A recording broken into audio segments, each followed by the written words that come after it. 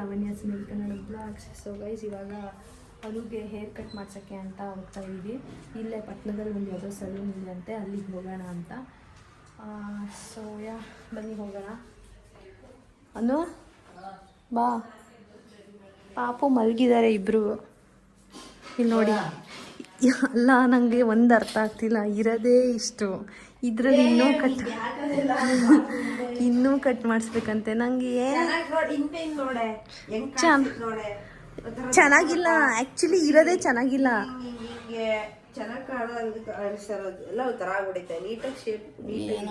Crazy cut ಅಂತೆ, crazy ಕಟ್ಟಲ್ಲಿ ಕ್ರೇಜಿಯಾಗಿ cutting ಮಾಡಿಸ್ಬೇಕಾಗ್ತೈತವಳೆ ನಾನು. ಅದಕ್ಕೇನೆ ಅಲ್ಲ, ಅದು ಏನು ಕಟ್ ಮಾಡಿಸ್ತಾಳೆ ಅವಳು, ಇರೋದನ್ನ ಇಷ್ಟುದ್ದ ಜುಟ್ಟಿಗೆ. ಏನಪ್ಪ ನೋಡಿ ಗೈಸ್, ಮಾಡಿಸ್ತವಳೆ.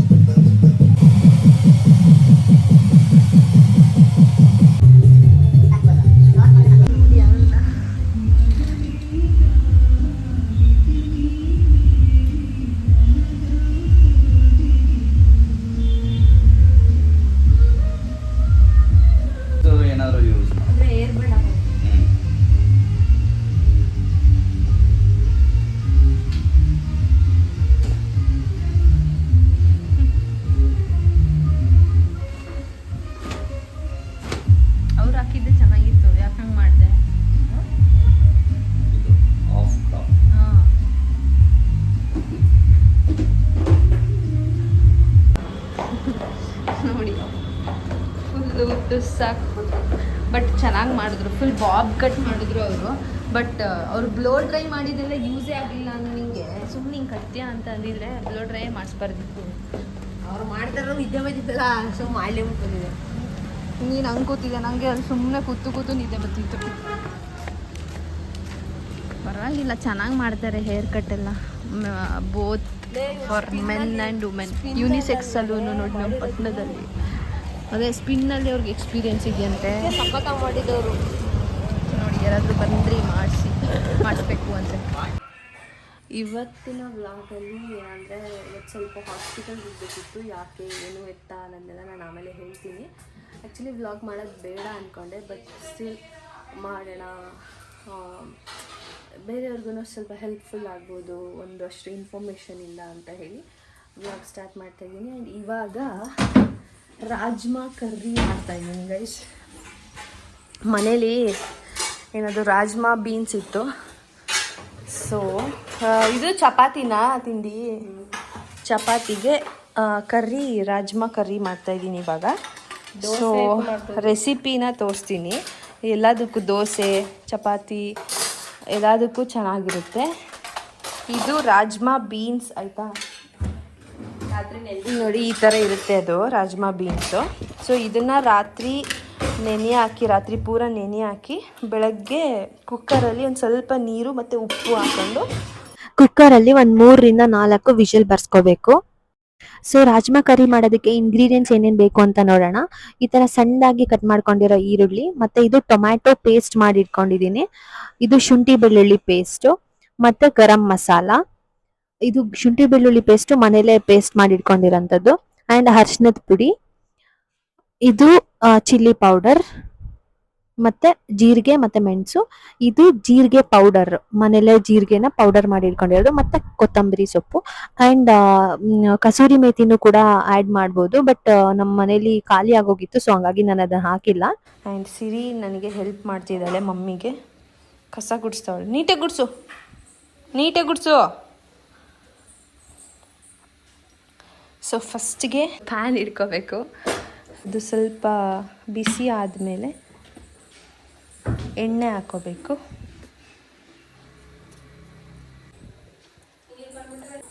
ಸೊ ಎಣ್ಣೆ ಸ್ವಲ್ಪ ಕಾದ್ಮೇಲೆ ಈರುಳ್ಳಿ ಹಾಕೋತಾ ಇದ್ದೀನಿ. ಆ್ಯಂಡ್ ಈರುಳ್ಳಿ ಸ್ವಲ್ಪ ಬ್ರೌನಿಷ್ ಕಲರ್ ಬರೋವರೆಗೂ ನೀಟಾಗಿ ಫ್ರೈ ಮಾಡ್ಕೋಬೇಕು. ಶುಂಠಿ ಬೆಳ್ಳುಳ್ಳಿ ಪೇಸ್ಟ್ ಹಾಕಿದ ಮೇಲೆ ಹಿಂಗೆ ಚೆನ್ನಾಗಿ ಫ್ರೈ ಮಾಡಿಕೊಂಡು ಅದು ಸ್ಮೆಲ್ ಎಲ್ಲ ಹೋಗೋವರೆಗೂ ನೀಟಾಗಿ ಫ್ರೈ ಮಾಡ್ಕೋಬೇಕು. ಆ್ಯಂಡ್ ಈಗ ಸ್ಪೈಸಸ್ ಎಲ್ಲ ಹಾಕ್ಕೊಳ್ಳೋಣ. ಸೊ ಫಸ್ಟ್ ಗರಂ ಮಸಾಲ ಹಾಕ್ತಿದ್ದೀನಿ.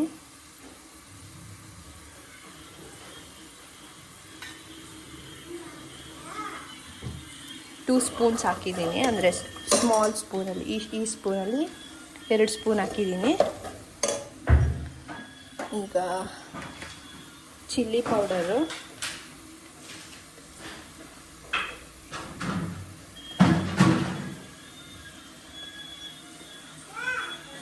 ಚಿಲ್ಲಿ ಪೌಡರ್ನ 4 ಸ್ಪೂನ್ಸ್ ಹಾಕಿದ್ದೀನಿ. ಯಾಕಂದರೆ ನಮ್ಮ ಮನೇಲೆಲ್ಲ ಆಲ್ಮೋಸ್ಟ್ ಸ್ಪೈಸಿ ಆಗಿದ್ದರೆ ಇಷ್ಟಪಡ್ತೀವಿ. ಸೊ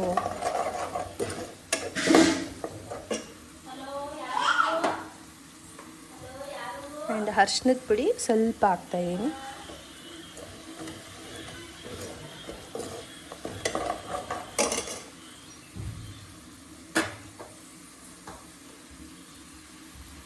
ಆ್ಯಂಡ್ ಜೀರಿಗೆ ಪೌಡರು ಒನ್ ಸ್ಪೂನ್ ಹಾಕ್ತೀನಿ ಸಾಕು.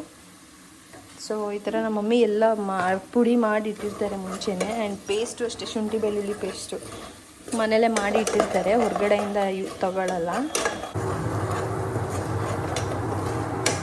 ಸೊ ಈ ಮಸಾಲೆ ಎಲ್ಲ ಸ್ವಲ್ಪ ಹೊತ್ತು ಒಂದು 2 ಮಿನಿಟ್ಸ್ ಚೆನ್ನಾಗಿ ಫ್ರೈ ಮಾಡಿ, ಆಮೇಲೆ ಟೊಮ್ಯಾಟೊ ಪೇಸ್ಟ್ ಏನು ಮಾಡಿ ಇಟ್ಕೊಂಡಿದ್ವಿ ಅದನ್ನು ಹಾಕ್ತಿದ್ದೀನಿ. ಆ್ಯಂಡ್ ಈಗ ಈ ಟೊಮ್ಯಾಟೋದು ಹಸಿ ಸ್ಮೆಲ್ ಇರುತ್ತಲ್ವ, ಅದು ಕಂಪ್ಲೀಟಾಗಿ ಹೋಗೋವರೆಗೂ ಸ್ವಲ್ಪ ಇದನ್ನು ಹಿಂಗೆ ಫ್ರೈ ಮಾಡ್ಕೋಬೇಕು. ಸೊ ಇದು ಸ್ವಲ್ಪ ಟೊಮ್ಯಾಟೊ ಎಲ್ಲ ಚೆನ್ನಾಗಿ ಫ್ರೈ ಆದಮೇಲೆ ಈಗ ಮೆಣಸು ಜೀರಿಗೆ ಇಷ್ಟು ತೊಗೊಂಡಿದ್ದೀನಿ ನಾನು, ಇಷ್ಟನ್ನು ಹಾಕೋಬೇಕು.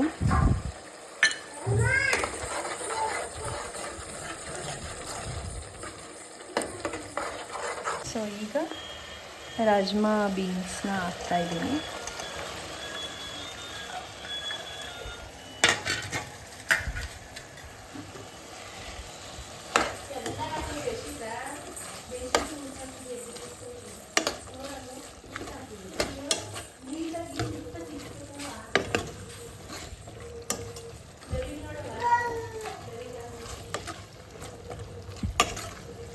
ಈಗ ರಾಜ್ಮಾ ಬೀನ್ಸ್ ಹಾಕಿದ ಮೇಲೆ ಸಾಲ್ಟ್ ಹಾಕ್ತಾಯಿದ್ದೀನಿ.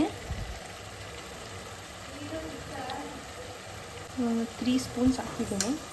ಆಮೇಲೆ ನೋಡಿಕೊಂಡು ಉಪ್ಪು ಕಮ್ಮಿ ಆಗಿದೆ ಆಮೇಲೆ ಹಾಕೋಬೋದು ಅಂತ. ಆ್ಯಂಡ್ ಈಗ ಒಂದು ಹಾಫ್ ಗ್ಲಾಸ್ ಅಷ್ಟು ನೀರನ್ನ ಹಾಕೋತಾ ಇದ್ದೀನಿ, ಯಾಕಂದರೆ ಸ್ವಲ್ಪ ಕರ್ರಿ ಜಾಸ್ತಿ ಇದ್ದರೆ ಚೆನ್ನಾಗಿರುತ್ತೆ ಅಂತ. ಸೊ ಈಗ ಇದು ಚೆನ್ನಾಗಿ ಒಂದು 5 to 6 ಮಿನಿಟ್ಸ್ ನೀಟಾಗಿ ಕುಕ್ ಆಗೋಕ್ಕೆ ಬಿಡಬೇಕು.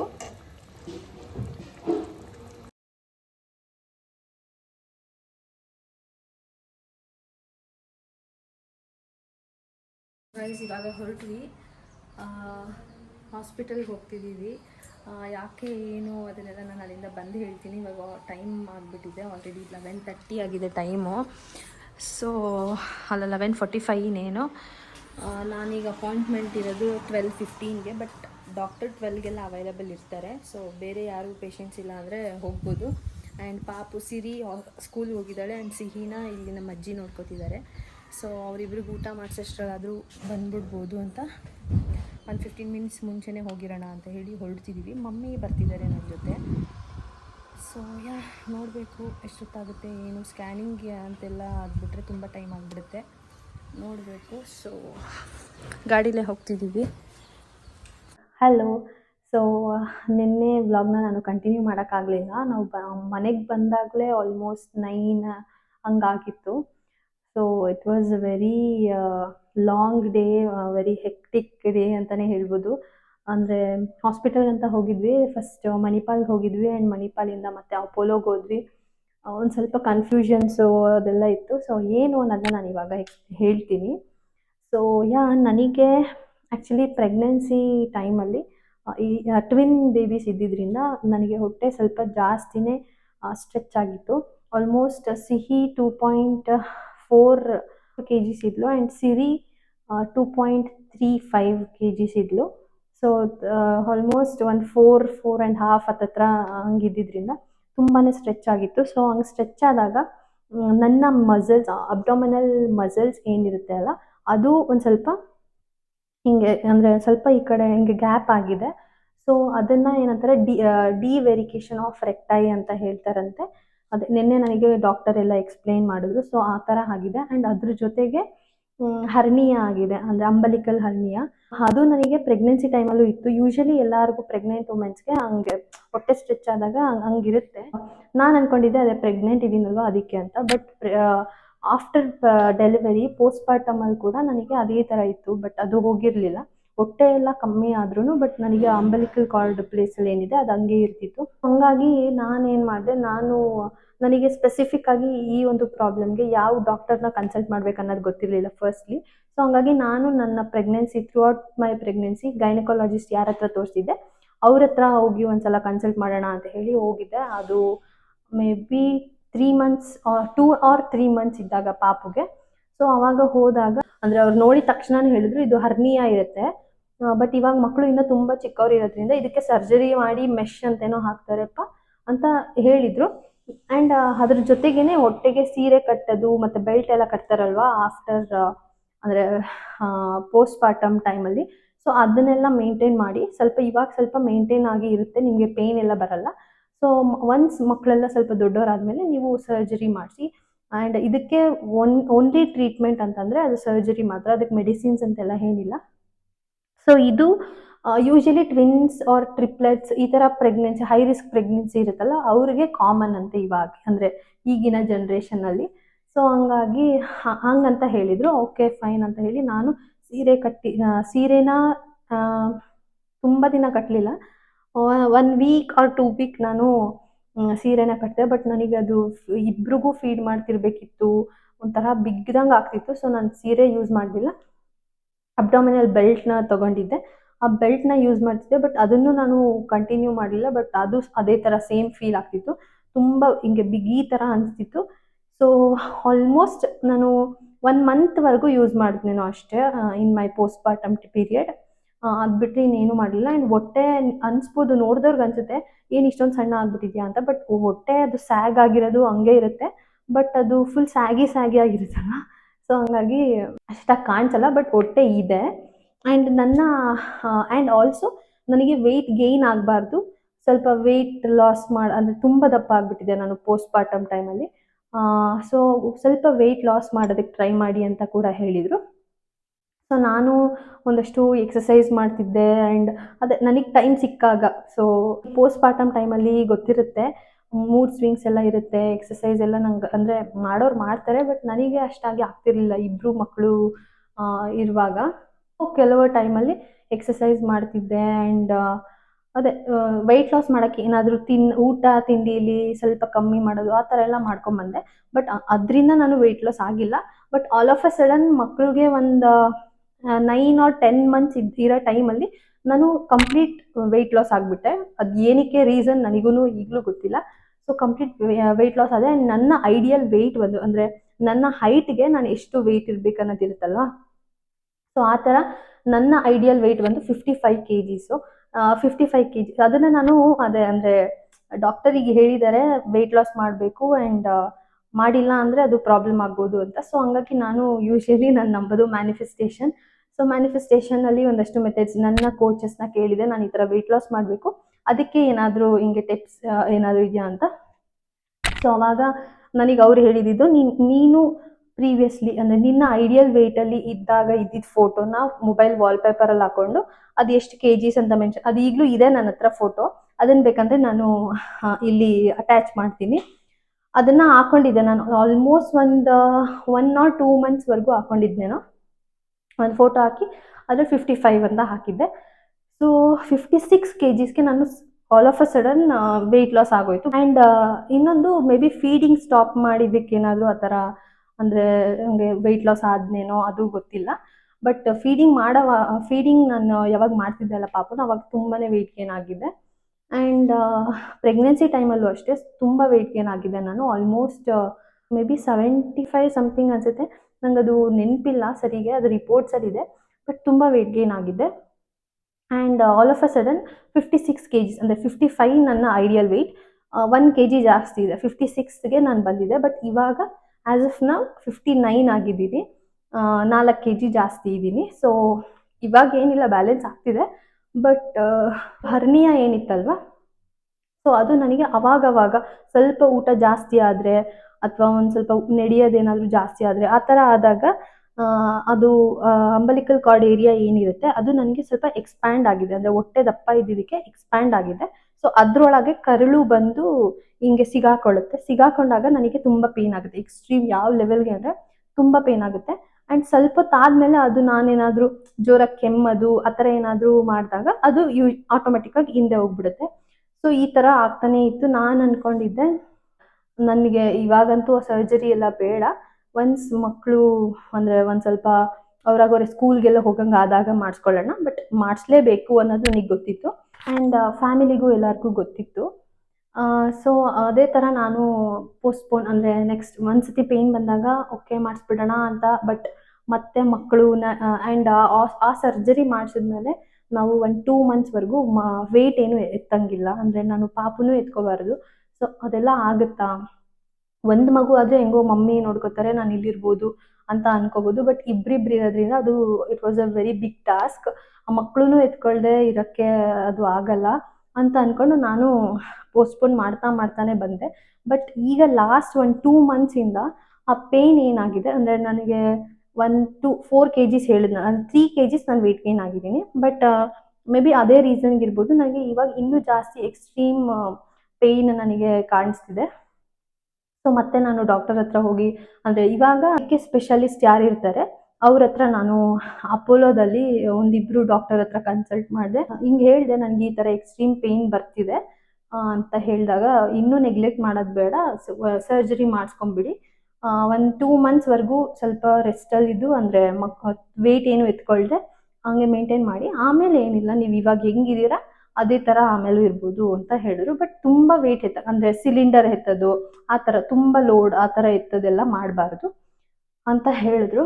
ಸೊ ಓಕೆ ಅಂತ ಹೇಳಿ ನನಗೂ ಪೇಯ್ನ, ಅಂದರೆ ನಾನು ಯೂಶ್ವಲಿ ಈ ಥರ ಏನಾದರೂ ಸಣ್ಣ ಪುಟ್ಟ ನೋವೇನಾದರೂ ಇದ್ದರೆ ನಾನು ಯಾರ ಹತ್ರನೂ ಹೇಳ್ಕೊಳ್ಳಲ್ಲ, ಕಮ್ಮಿ ಆಗುತ್ತೆ ಅಂತ ನಾನೇ ಅಂದ್ಕೊಂಡು, ಅಂದರೆ ಆ ಥರ ನನ್ನ ಒಂದು ನೇಚರು.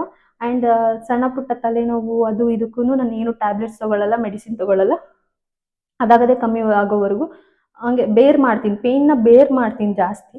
ಫಸ್ಟ್ ನಾವು ಅಂದ್ಕೊಂಡಿದ್ವಿ ಅದು ಮಾಮೂಲಿ ಓಪನ್ ಸರ್ಜರಿ ಮಾಡ್ತಾರೆ ಅಂತ. ಬಟ್ ನಿನ್ನೆ ಡಾಕ್ಟರ್ ನನಗೆ ಹೇಳಿದ್ರು ದಟ್ ಲ್ಯಾಪ್ರೋಸ್ಕೋಪಿಕ್ ಸರ್ಜರಿ ಮಾಡ್ತೀವಿ ಅಂತ. ಅದು ಗೊತ್ತಿರಲಿಲ್ಲ ನನಗೆ, ಲ್ಯಾಪ್ರೋಸ್ಕೋಪಿಕ್ ಸರ್ಜರಿ ಅಂದರೆ ಏನು, ಹೆಂಗಿರುತ್ತೆ ಏನು ಅಂತ. ಡಾಕ್ಟರೇ ನಿನ್ನೆ ಎಲ್ಲ ಇನ್ ಡೀಟೇಲ್ ಆಗಿ ಎಲ್ಲ ಎಕ್ಸ್ಪ್ಲೈನ್ ಮಾಡಿದ್ರು. ಸೊ ಅದೇ ನನಗೆ ಡೆಲಿವರಿ ಆದಾಗ ನನಗೆ ಆಪ್ರೇಷನ್ ಆಗಿರೋದು ಬಿಟ್ಟರೆ ಇನ್ಯಾವುದೂ ಆಪ್ರೇಷನ್ಸ್ ಸರ್ಜರೀಸ್ ಏನೂ ಆಗಿಲ್ಲ. ಸೊ ಅದೇ ನನಗೆ ಗೊತ್ತಿರಲಿಲ್ಲ ಲ್ಯಾಪ್ರೋಸ್ಕೋಪಿಕ್ ಅಂದರೆ ಅದೇ 3 ಕಡೆ ಹಿಂಗೆ ಹೋಲ್ಸ್ ಮಾಡಿ ಅಲ್ಲಿ ಆ ಹೋಲ್ಸಿಂದ ಮೆಶ್ ಹಾಕ್ತಾರೆ. ಆ್ಯಂಡ್ ಆಲ್ಸೋ ಅಂದರೆ ಹರ್ನಿಯಾಗೆ ಮೆಶ್ ಹಾಕ್ತಾರೆ.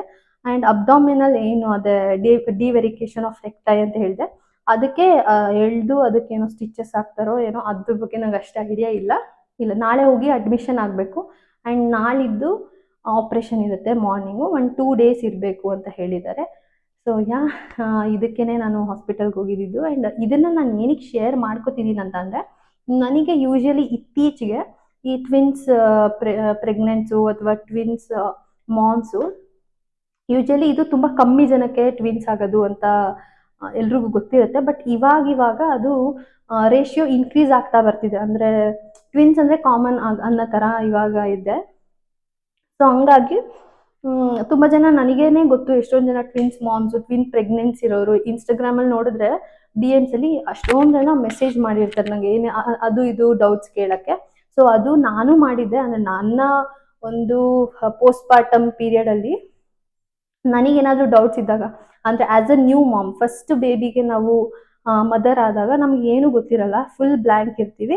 ಸೊ ಗೊತ್ತಿರೋರಿಂದ ಏನಾದರೂ ತಿಳ್ಕೊಳ್ಬೇಕು ಅಂತ ಇರುತ್ತೆ. ನಾನು ಸುಮಾರು ಜನನ ಕೇಳಿ ತಿಳ್ಕೊಂಡಿರೋದು ತುಂಬ ಇದೆ. ಸೊ ಹಂಗೆ ನನ್ನನ್ನು ಅದ್ರ ಬಗ್ಗೆ ಎಲ್ಲ ಏನೇನೋ ಡೌಟ್ಸ್ ಕೇಳ್ತಿರ್ತೀರ. ಸೊ ಆ ಥರ ಟ್ವಿನ್ ಪ್ರೆಗ್ನೆನ್ಸಿ ಇರೋರಿಗೆ ಅಥವಾ ಈ ಥರ ಇಶ್ಯೂ ಇದ್ದರೆ ನಿಮಗೂ ಗೊತ್ತಾಗಲಿ ಈ ಒಂದು ಇಶ್ಯೂ ಬಗ್ಗೆ ಏನದು, ಆ್ಯಂಡ್ ಅದಕ್ಕೆ ಟ್ರೀಟ್ಮೆಂಟ್ ಏನು ಅದನ್ನೆಲ್ಲ. ಸ್ವಲ್ಪ ಇನ್ಫಾರ್ಮೇಷನ್ ಕೊಟ್ಟಂಗೆ ಆಗುತ್ತೆ ಅಂತ ಹೇಳಿ ಈ ಒಂದು ವ್ಲಾಗ್ನ ಮಾಡಿದೆ. ಅದು ಬಿಟ್ಟರೆ ನನಗೆ ಸ್ವಲ್ಪ ಮಾಡ್ಲಾ ಬೇಡವಾ ಅಂತ ಅನಿಸ್ತಿತ್ತು. ಸೊ ಎಸ್ ಇಷ್ಟೇ. ಆ್ಯಂಡ್ ಕಂಪ್ಲೀಟ್ಲಿ ಈ ಒಂದು ನನಗೇನು ಈ ಪ್ರಾಬ್ಲಮ್ ಬಂದಿದೆ, ಇದು ನನ್ನ ಪ್ರೆಗ್ನೆನ್ಸಿ ಟೈಮಲ್ಲಿ ಹೊಟ್ಟೆ ಫುಲ್ ಸ್ಟ್ರೆಚ್ ಆಗಿದ್ದರಿಂದ ಈ ಒಂದು ಪ್ರಾಬ್ಲಮ್ ಬಂದಿರೋದು. ಸೊ ಎಸ್ ಇಷ್ಟೇ. ಮತ್ತೆ ನಾನು ನೆಕ್ಸ್ಟ್ ವ್ಲಾಗಲ್ಲಿ ಸಿಗ್ತೀನಿ. ಅಲ್ಲಿವರೆಗೂ take care. And may be ಇವಾಗ ನೆಕ್ಸ್ಟ್ ನಾನು ವ್ಲಾಗ್ಸ್ನ ಸ್ವಲ್ಪ ದಿನ ಮಾಡೋಕ್ಕಾಗತ್ತಾ ಇಲ್ವಾ ಗೊತ್ತಿಲ್ಲ. ಸೊ ಮತ್ತೆ ನೆಕ್ಸ್ಟ್ ವ್ಲಾಗಲ್ಲಿ ಸಿಗ್ತೀನಿ. ಅಲ್ಲಿವರೆಗೂ take care. Bye bye. Lots of love.